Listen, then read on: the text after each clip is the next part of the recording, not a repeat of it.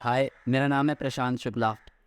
और जैसा कि आप सब जानते हैं कि ये जो टाइम चल रहा है वो एग्ज़ाम टाइम चल रहा है। बच्चों के ऊपर बहुत ही ज़्यादा प्रेशर है इस टाइम, 9th और 11th का। और स्पेशली हम बोर्ड्स की बात करें जिनके एग्ज़ाम लास्ट फेब में स्टार्ट है, तो इस टाइम बच्चे बहुत ज़्यादा स्ट्रेस में रहते हैं। कई तरीके का स्ट्रेस होता है। बहुत सारे बच्चे पढ़ने में जो अच्छे होते हैं, बट उनको ये नहीं पता होता कि हमें कंटेंट क्या पढ़ना है।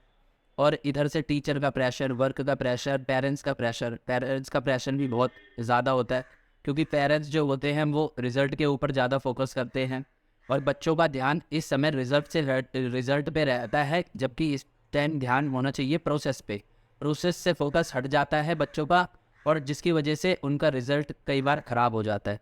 तो इसीलिए मैं बात बताना चाहूँगा बच्चों को कि यहाँ पे इस टाइम आपको क्या करना है कि ज़्यादा से ज़्यादा कंटेंट को डिवाइड करके पढ़ना है। जो इम्पोर्टेंट है उस पे ज़्यादा फोकस करना है, अपने टीचरों से लगातार काउंसलिंग करनी है और अपने पेरेंट्स से भी लगातार बात करते रहना है।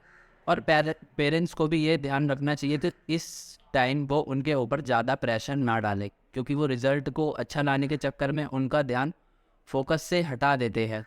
फोकस उनका सारा ध्यान रिज़ल्ट के ऊपर आ जाता है, जिससे कि उनका जो प्रोसेस है वो स्टडी करने का बिगड़ जाता है। तो मैं आपको कुछ पॉइंट्स बताऊंगा, शायद आपको और एग्ज़ाम के अंदर इससे हेल्प मिले इस वीडियो के थ्रू।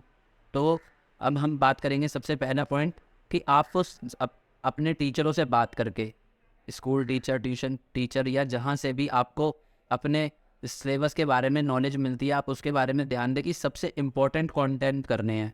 पहले कि आप 10 साल के पेपर उठा लीजिए, लास्ट ईयर के 3-4 साल के पेपर उठा लीजिए, तो जो रिपीट क्वेश्चन हो रहे हैं उन्हें अगेन एंड अगेन करना है।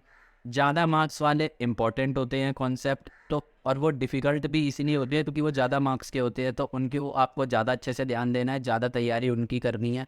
पहली प्रायोरिटी आपको उनको रखना है।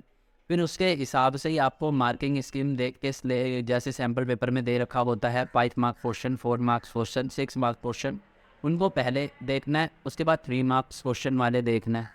और एक बार आपको होल सिलेबस को रीड करना है जिसमें 1 वर्ड क्वेश्चन आते हैं या 2 मार्क्स क्वेश्चन आते हैं, इनके ऊपर ध्यान देना है। साथ के साथ इसमें आपको मैं आज सबसे अच्छी चीज़ बताना चाहूँगा कि अब इस टाइम बच्चे स्कूल नहीं जाते या स्कूल की तरफ से छुट्टी मिल चुकी है, खासकर बोर्ड के लिए। तो सबसे जो अच्छा टाइम होता है आपका, एक तो रात को 10 बजे से लेके रात को 3 बजे तक। कुछ बच्चे कहते हैं कि सर हम रात को पढ़ लेते हैं, सुबह हमसे उठा नहीं जाता, तो उनके लिए ये वाला टाइम बहुत अच्छा होता है, क्योंकि इस टाइम जो 5 घंटे होते हैं वो बिल्कुल फ्री होते हैं। इस टाइम बहुत शांति होती है और आप पूरी तरीके से घर में और बाहर दोनों जगह शांति होती है, जिसकी वजह से आप फोकस कर सकते हो अपनी स्टडीज़ पे अच्छे तरीके से।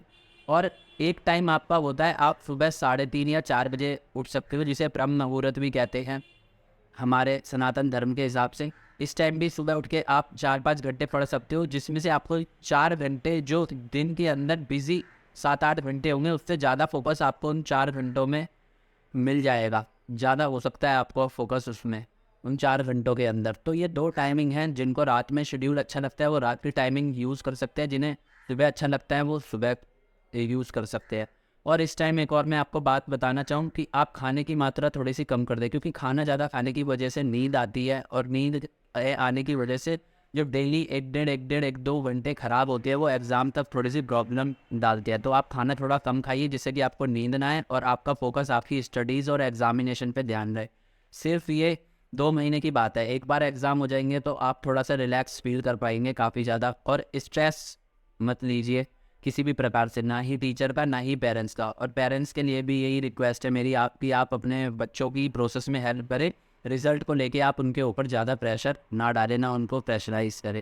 रिज़ल्ट जो होगा सो होगा, बट उनको आप 100% अटैम्प्ट करने दीजिए, पूरी ताकत के साथ, पूरी कॉन्फिडेंस के साथ और पूरे पोटेंशियल के साथ।